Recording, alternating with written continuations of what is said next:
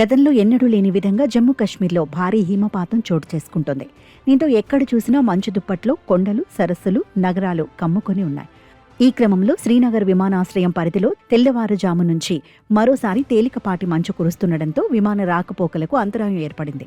Runway, విమాన రాకపోకలు సాగించే ఇతర ప్రాంతాల్లో మంచు పేరుకుపోవడంతో కార్యకలాపాలు నిలిచిపోయాయి. ప్రస్తుతం బోర్డర్ రోడ్స్ ఆర్గనైజేషన్ బృందాలు రన్వేను శుభ్రం చేసే పనిలో నిమగ్నమై ఉన్నాయి. విమాన కార్యకలాపాలకు అనువైన పరిస్థితులు కల్పించేందుకు అధికారులు యుద్ధ ప్రాతిపదికన మంచును తొలగిస్తున్నారు.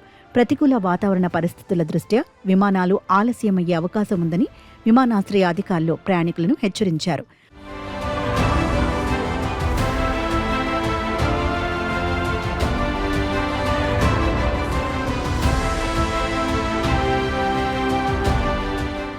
గమ్యస్థానాలకు చేరుకోవాల్సిన ప్రయాణికులు తమ విమాన సమయాల గురించి ఆయా విమానయాన సంస్థలను సంప్రదించి తాజా సమాచారం తెలుసుకోవాలని శ్రీనగర్ ఎయిర్పోర్ట్ అధికారులు సోషల్ మీడియా వేదికగా విజ్ఞప్తి చేశారు.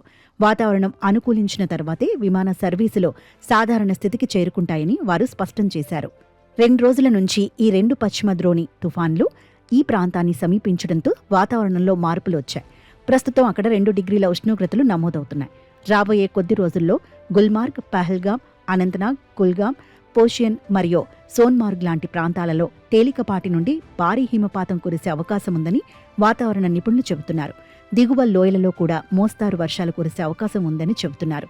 ఇప్పటికే ఆ ప్రాంతాల్లో వాహనాలకు అంతరాయం ఏర్పడగా రాబోయే రోజుల్లో అది మరింత పెరగవచ్చని జాగ్రత్తగా ఉండాలని అధికారులు సూచిస్తున్నారు.